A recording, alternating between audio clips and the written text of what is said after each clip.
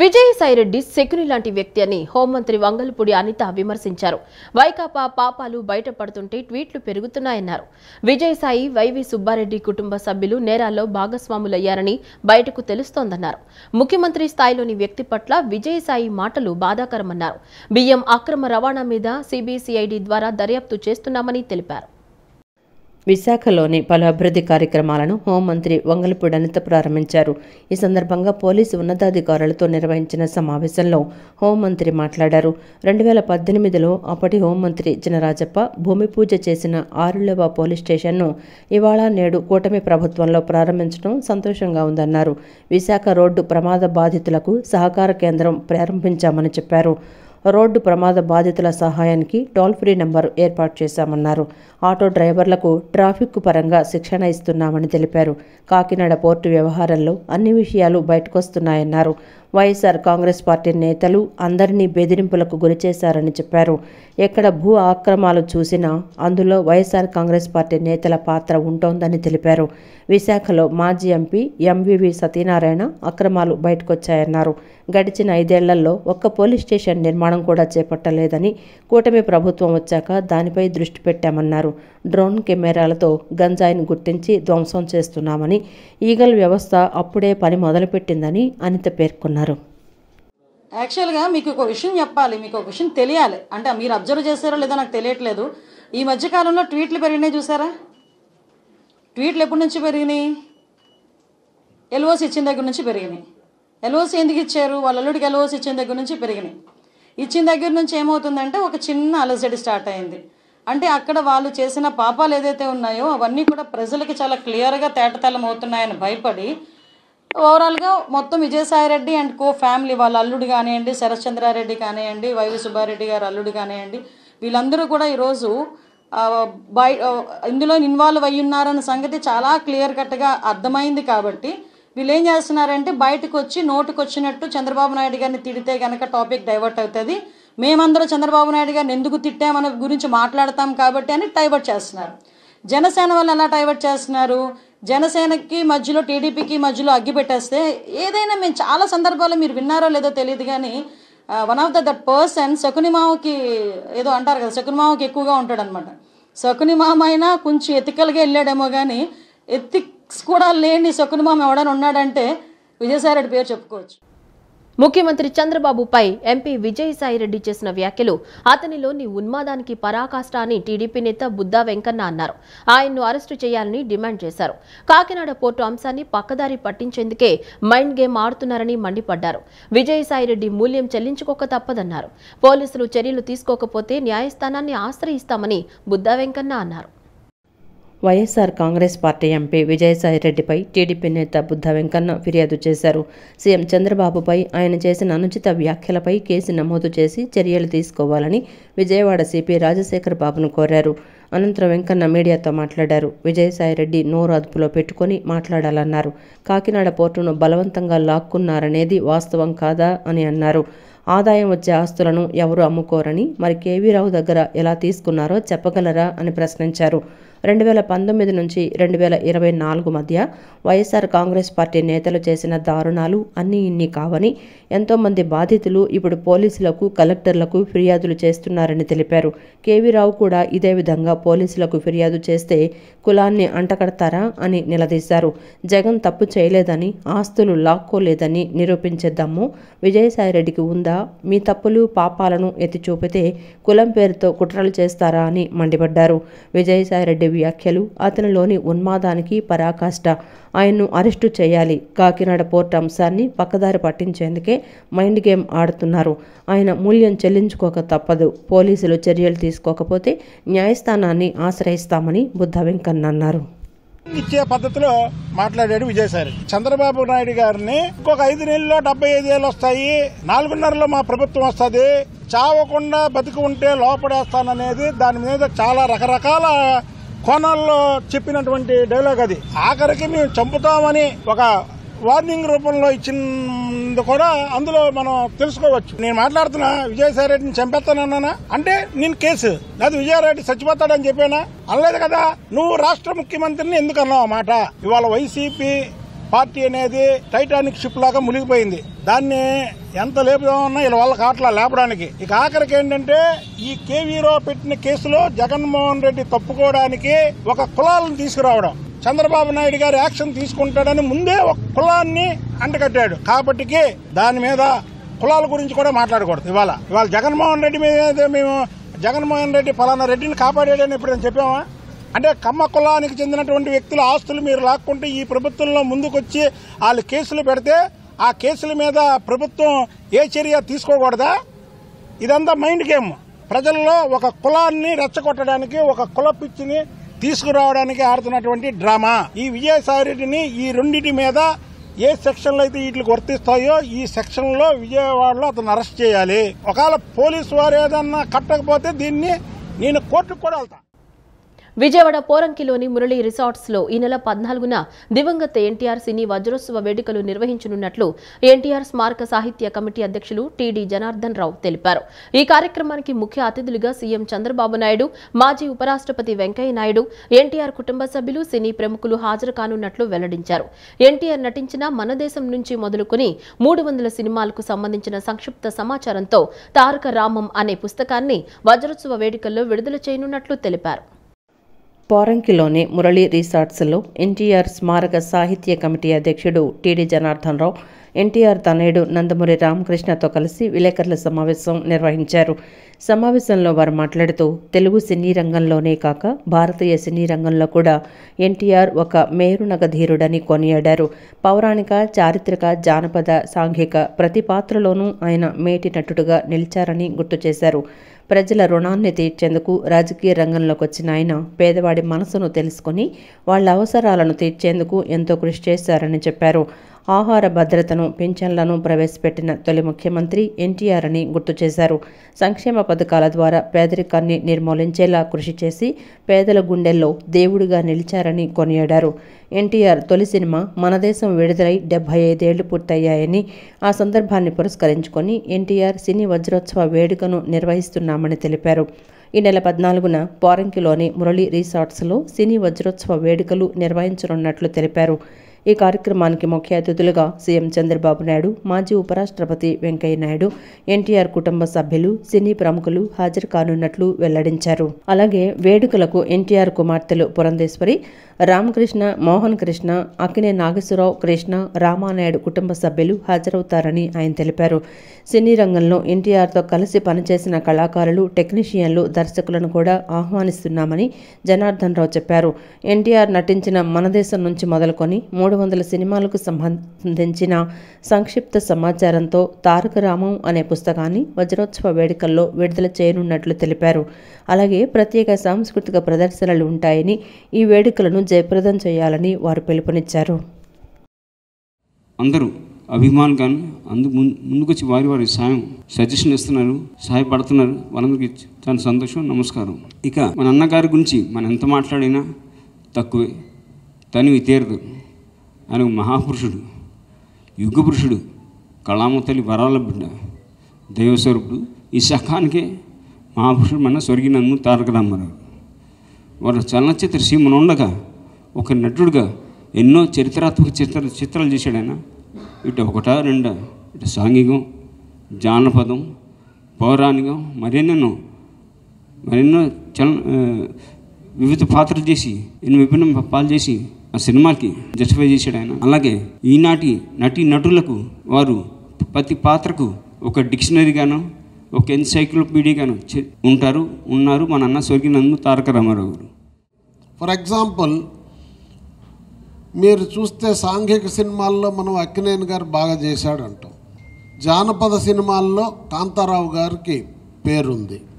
అలానే చారిత్రక సినిమాలు కానీ పౌరాణికాలు కానీ చూస్తే అన్న ఎన్టీఆర్ నెంబర్ 1. మళ్ళీ ఆయన నటిస్తే తప్ప ఆ పాత్రలని ఇంకెవరు మెప్పించలేరు. నాయక పాత్ర కానీ ప్రతినాయకుడు పాత్ర కానీ రెండిటిల్లోనూ ఆయన ఏది బాగా చేశాడంటే మనం తేల్చలేని పరిస్థితి. ఇది సాధ్యమా మానవ మాత్రుడికి? మీరు శ్రీకృష్ణుడు, దుర్యోధనుడు, రాముడు, రావణుడు చెప్పండి, వీటిలో ఏది 1, 2, 3 చెప్పలేము. అలానే జానపదాల్లో కూడా కాంతారావు గారిని మించి చేశాడు. అట్లనే సాంఘికంలో కూడా నాగేశ్వరరావు గారితో పోటీపడి గొప్పగా చేశాడు. మీరు అన్నగారు రెండో ఇన్నింగ్స్ చూస్తే డ్రైవర్ రాముడు దగ్గర నుంచి డ్రైవర్ రాముడు, వేటగాడు, మనుషులంతా ఒకటే, ఇట్లాంటి అన్ని సినిమాలు తీసుకుంటే చివరిలో దేదీప్యమానంగా ప్రజలు చూస్తున్నటువంటి సమయం. వాళ్ళని ఒక లోగో విషయంలో కూడా మీ అందరికీ నచ్చిందా? మీ అభిప్రాయం చెప్పండి. మనం ఏదైనా ఒక అభిప్రాయం చెప్పినప్పుడు పరిగణలోకి తీసుకుని డిస్కస్ చేద్దాం. ఆ ఓర్పు, కమిటీ మెంబర్స్ని లీడ్ చేసే విధానం, ఆయన నిరంతర తపన ఒకటి, యుగ పురుషుడు అన్నాం, యుగానికి ఒక్కడన్నాం, శకపురుషుడు అన్నాం. ఇది శాశ్వతం చేయాలి. నిజంగా శాశ్వతం చేయడానికి అన్ని అర్హతలు సంపూర్ణంగా ఉన్న పరిపూర్ణ మానవుడు, విశ్వవిఖ్యాత నట సార్వభౌముడు అన్న నందమూరి తారక రామారావు గారు. కృష్ణవేణి సంగీత నీరాజన 3వ రోజు వేడుకలు శ్రీ దుర్గా మల్లేశ్వర స్వామివార్ల దేవస్థానంలోని కళావేదికపై నిర్వహించారు. స్థానిక కళాకారులు, గాయకులు దేవీకృతులు ఆలపించారు. భక్తి మరియు సంగీతం కలిసి మేళవించిన అద్భుత ప్రదర్శన అందించారు. ఈ ప్రదర్శన సంగీత ప్రియులను అలరించింది. భారత ప్రభుత్వ పర్యాటక మంత్రిత్వ శాఖ మద్దతుతో నిర్వహిస్తున్న కృష్ణవేణి సంగీత నీరాజనం ఉత్సవం భారతీయ సాంప్రదాయ కళల సంరక్షణ మరియు ప్రోత్సాహకానికి దోహదపడుతోంది. భారతదేశం వైభవమైన సాంస్కృతిక వారసత్వాన్ని మరియు సంగీత పర్యాటకాన్ని మరింతగా ప్రచారం చేయటం లక్ష్యంగా కార్యక్రమాన్ని నిర్వహిస్తున్నారు. కృష్ణవేణి సంగీత నీరాజనం 3వ రోజు వేడుకలు శ్రీ దుర్గా మల్లేశ్వర స్వామివార్ల దేవస్థానంలోని కళావేదికపై నిర్వహించారు.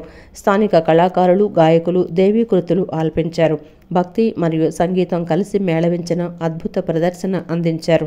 ఈ ప్రదర్శన సంగీత ప్రియులను అలరించింది. కళాకారులను శ్రీ దుర్గా మల్లేశ్వర స్వామివార్ల దేవస్థాన అధికారులు మరియు ప్రధాన అర్చకులు సన్మానించి ఈ మహా సంగీత ఉత్సవానికి అందించిన వారి విశేష సేవలను ప్రశంసించారు.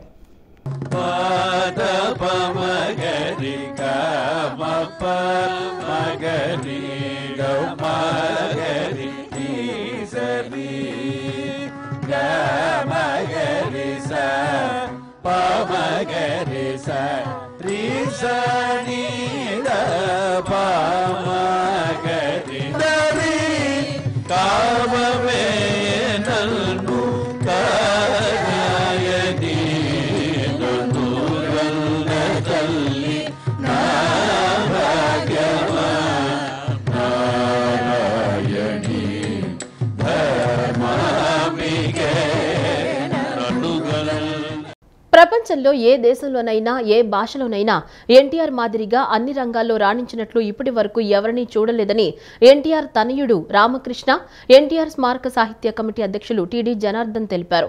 సినీ, రాజకీయ రంగాల్లో ప్రజల మనసులను జయించారని స్పష్టం చేశారు.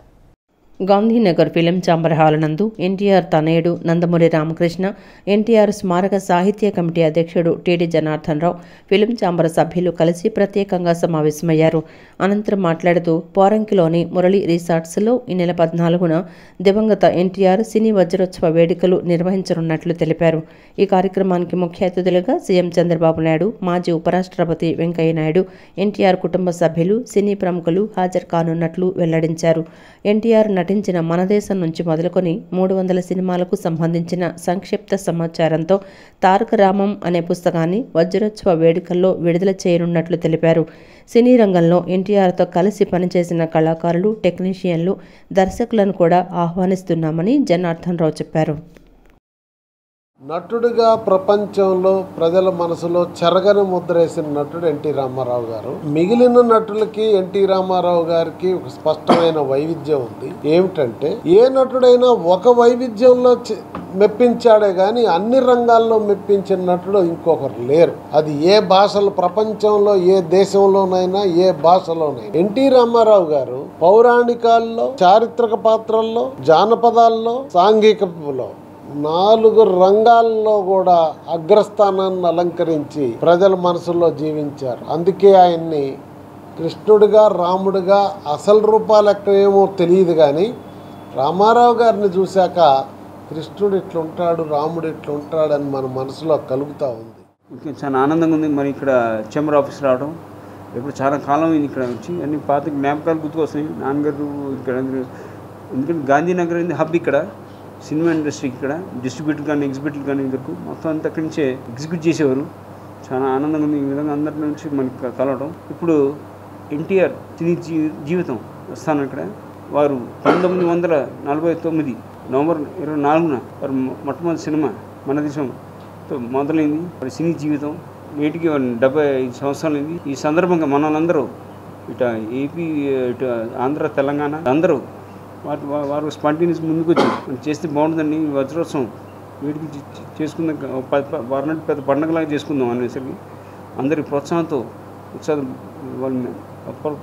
ఉత్సాహం మేరకు ఈ మళ్ళీ డిసెంబర్ 14వ తారీఖున మురళి రిసార్ట్స్లో సాయంత్రం 6 గంటలకి ప్రారంభం కాబోతున్నది. గెస్ట్లు ఇంకా ఫైనలైజ్ అవ్వాలి కదా, ఇంకా 2 రోజుల్లో ఫైనలైజ్ అవుతుంది. జనార్దన్ గారు తలపెట్టిన ఈ ప్రోగ్రామ్కి Telugu film chamber of commerce నుంచి అంటే మా తరపున ప్లస్ ఆల్ అనుబంధ సంస్థల నుంచి కూడా full support is extended to Janardhan గారు.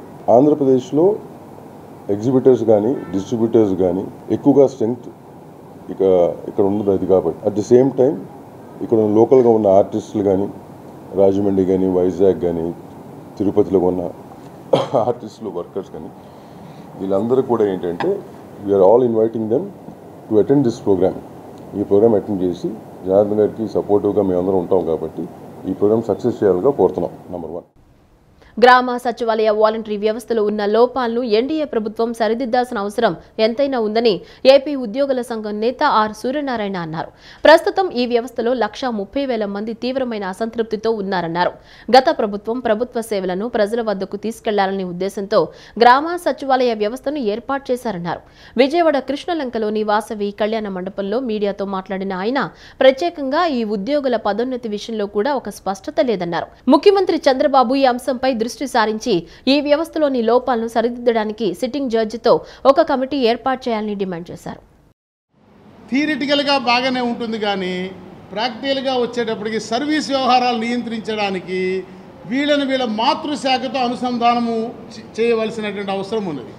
అది చేయకపోవటం వల్ల ఈరోజు వరకు ఏ ఒక్క ఫంక్షనరీకి కూడా సర్వీసు నిబంధనలు లేవు. అంటే చెప్పొచ్చేది ఏంటంటే వీళ్ళ వేతనం నిర్ధారించలేదు, వీళ్ళ సర్వీస్ వ్యవహారాలు నిర్దేశించలేదు, వీళ్ళ పదోన్నతి వ్యవహారాలు నిర్దేశించలేదు, వీళ్ళ భవిష్యత్తు ఎలా ఉంటుందో ప్రభుత్వం స్పష్టత ఇవ్వలేదు.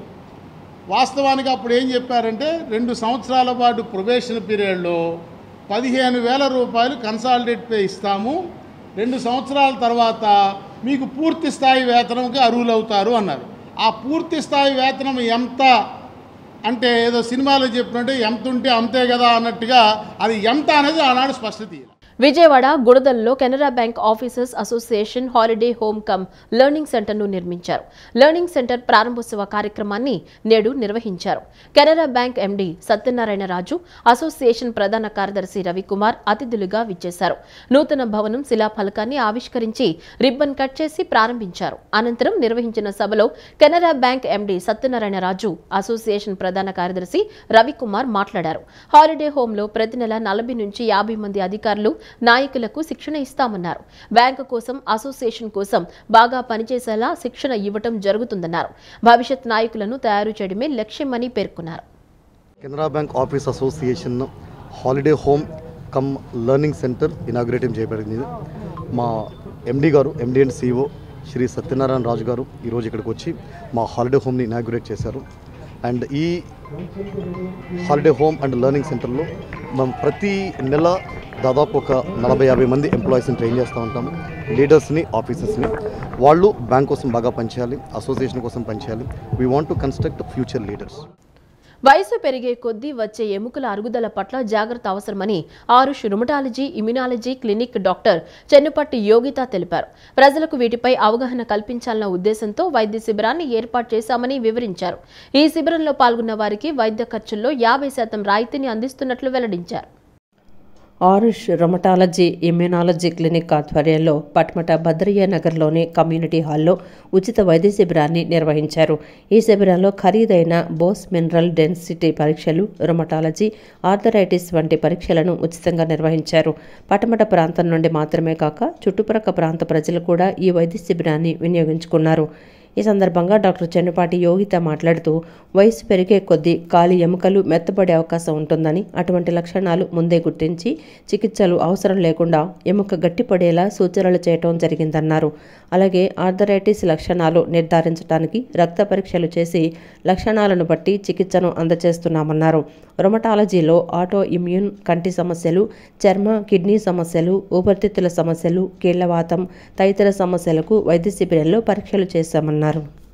అనేది ఎందుకు అవసరం అంటే మామూలుగా మనకి ఎముకలు మనకి ఏజ్ పెరిగే కొద్దీ మెత్తపడడం అనేది జరుగుతుంది. ఈ మెత్తపడడం జరగడం వల్ల బోన్స్ ఎక్కువగా విరిగిపోవడానికి, చిన్నపాటి గాయమైనా కూడా, చిన్నపాటిగా పడినా కూడా బోన్ అనేది విరగడం అనేది చూస్తుంటాము. సో ఇలాగ మెత్తబడిన బోన్ని కనిపెట్టి దానికి కనుక తీసుకోవాల్సిన జాగ్రత్తలు అంటే చిన్నపాటి జాగ్రత్తలు ఏంటి, వ్యాయామం చేయడం, అలాగే రెగ్యులర్గా కాల్షియం ఎక్కువగా ఎంత తీసుకోవాలి, ఎంత మోతాదులో తీసుకోవాలి అనేది కూడా ఇది చేయడం వల్ల, తెలుసుకోవడం వల్ల ఇలాంటి మేజర్ ప్రాబ్లమ్స్ అంటే ఫ్రాక్చర్ అవ్వకుండా మనం ప్రివెంట్ చేయొచ్చు. అలాగే ఇది కాకుండా కూడా ఆర్థరైటిస్ అనే సమస్యలు, రుమటాయిడ్ ఆర్థరైటిసే కానీ ఎస్ఎల్ఈ, జోగ్రెన్ సిండ్రోమ్ అంటే నోరు పొడిబారడం, కన్ను పొడిబారడం, అదే చర్మ సమస్యలు, ఇట్లాంటి కాంబినేషన్లో వచ్చే ఆర్థరైటిస్ సమస్యలకు కూడా ఇక్కడ ఐడెంటిఫై చేయడానికి రక్త పరీక్షలను కూడా భారీ డిస్కౌంట్ ప్రైజెస్లో పెట్టడం జరుగుతుంది. అలాగే ఇంకా ఈ ఆర్థరైటిస్ సమస్యల గురించి అవేర్నెస్ కూడా క్రియేట్ చేయడానికి ఇది ఒక మాధ్యమంగా మేము ఉపయోగిస్తున్నాము. ఒకే పాఠశాలలో చదువుకున్న పూర్వ విద్యార్థులు 35 ఏళ్ల తరువాత ఆత్మీయ సమ్మేళనంలో కలుసుకున్నారు. విజయవాడ చిల్డ్రన్ మాంటిసోరీ కళాశాలలో 1989 వరకు చదివిన పూర్వ విద్యార్థులు ఓ హోటల్లో ఆత్మీయ సమ్మేళనం జరుపుకున్నారు. నాటి మధుర జ్ఞాపకాలను గుర్తు చేసుకుంటూ ఆనందంగా గడిపారు. అప్పటి గురువులను ఆహ్వానించి సన్మానాలు చేశారు. ఒకరినొకరు ఆత్మీయంగా పలకరించుకుంటూ ఆనాటి అల్లర్లు గుర్తు చేసుకుంటూ గడిపారు. విజయవాడ చిల్డ్రన్ మాంటిసోరీ కళాశాల 1988-89 10వ తరగతి పూర్వ విద్యార్థుల ఆత్మీయ సమ్మేళనం విజయవాడలోని సదరన్ స్పైస్ ఫంక్షన్ హాల్లో ఘనంగా జరుపుకున్నారు. ఆత్మీయ పలకరింపులు, ఆలింగనాల నడుమ నాటి మధుర స్మృతులను నెమరవేసుకున్నారు. ఉపాధ్యాయులతో కలిసి సరస్వతి మాత చిత్రపటానికి పూలమాల వేసి జ్యోతి ప్రజ్వలన చేశారు. ఈ సందర్భంగా కేక్ కట్ చేసి ఉత్సాహంగా గడిపారు. తమకు విద్యాబుద్ధులు చెప్పిన నాటి గురువులకు పూర్వ విద్యార్థులు మెమంటోస్ ఇచ్చి శాలువాలతో ఘనంగా సన్మానించారు. అనంతరం పూర్వ విద్యార్థులందరూ ఒకరినొకరు ఆప్యాయంగా పలకరించుకున్నారు. వివిధ వృత్తులలో ప్రభుత్వ, ప్రైవేటు ఉద్యోగాల్లో స్థిరపడిన పూర్వ విద్యార్థులు తాము చదువుకున్న విద్యార్థులు మరియు ఉపాధ్యాయులు పాఠశాలలో కలిసి తిరిగి తమ అనుబంధాలను స్మరించుకున్నారు. తమ విద్య, వైవాహిక, ఉద్యోగ, జీవిత విశేషాలు, కుటుంబ నేపథ్యాల విషయాల గురించి ఒకరికొకరు తమ పిల్లల చదువుల గురించి వివరాలు చెప్పుకుంటూ ఎంతో ఆనందోత్సాహాలతో గడిపారు. ఇటువంటి విలువలతో కూడినటువంటి జీవితాన్ని మాకు అందించినటువంటి చిల్డ్రన్స్ మాంటిసోరీ అడ్మినిస్ట్రేషన్ వాళ్ళకి, డాక్టర్ శ్రీమతి వి కోటేశ్వరమ్మ గారికి, అధ్యాపక బృందం అందరికీ కూడా మా 89 బ్యాచ్ తరపున హృదయపూర్వక పాదాభివందనాలు చేస్తూ మీ అందరికీ కూడా తెలియజేస్తున్నది ఏంటంటే, ప్రతి ఒక్కరూ కూడా తమ జీవితంలో బాల్యంలోనే పునాదులు ఏర్పడతాయి. ఆ బాల్యదశ పునాదులు ఎంత గట్టిగా ఉంటే భవిష్యత్తు అంత బాగా ఉంటుంది. మా బ్యాచ్లో అందరూ వివిధ రంగాల్లో వారు ఉన్నతమైనటువంటి స్థానాల్లో ఉన్నారని తెలిసినప్పుడు really it's very very happy. మనిషి జీవితంలో కోట్లు సంపాదించినా రానటువంటి ఆనందం బాల్యమిత్రులను కలిసినప్పుడు వస్తుంది. ఇది మాటల్లో వర్ణించలేనిది.